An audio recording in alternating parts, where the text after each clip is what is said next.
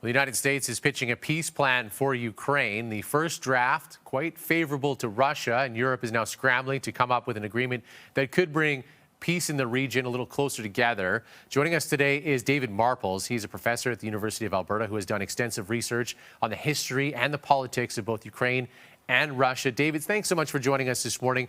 What's the state of this discussion right now? Where are peace talks at?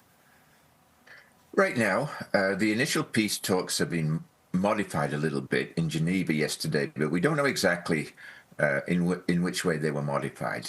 The original one was unacceptable to Ukraine, mainly, I think, because it specified that Ukraine must give up areas in the eastern Donetsk region that is not occupied by Russia, to the tune of about 250,000 population and large fortified cities like Slavyansk and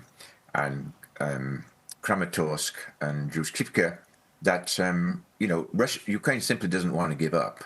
Also, it limits the size of the Ukrainian army to about 600,000 troops, and it also really doesn't give Ukraine any guarantees of security. So, from Ukraine's perspective, this was a Russian peace deal manufactured in Moscow rather than one initiated by the United States. So let's get into that. A lot of favorable things to Russia, but it's the United States who's sort of touting this deal. How do we know much about how this happened, how it's so favorable to Russia, given that it's the United States that's trying to broker this? Well, I think the Russian diplomat behind this, Kirill Dmitriev, is a very skilled diplomat. He's actually Ukrainian by birth, and his parents still live in Kiev, ironically enough. So he's well aware of the situation in Ukraine. He also speaks good English, so he was chosen to communicate with the Americans.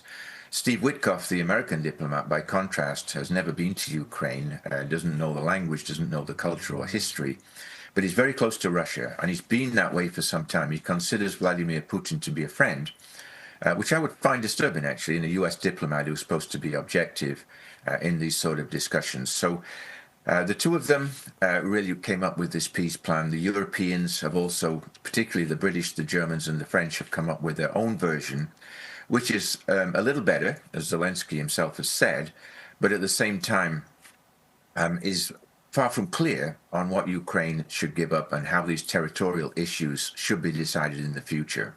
So how likely is it that Ukraine is going to have to give up territory if it seeks peace? Very likely. I don't think Russia would even consider signing anything unless it does.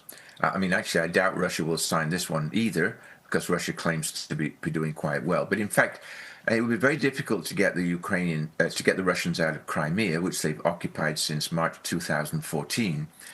The other areas in the east also might be difficult to remove Russia from where they are now.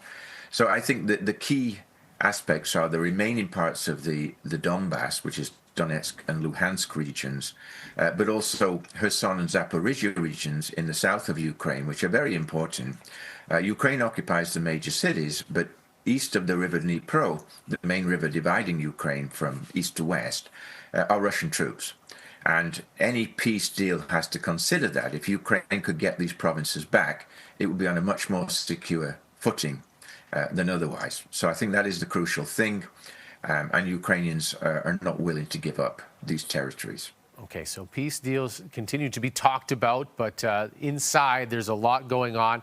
David, we certainly appreciate your insight into how this is all going to unfold, and we'll keep a close eye on this as things evolve.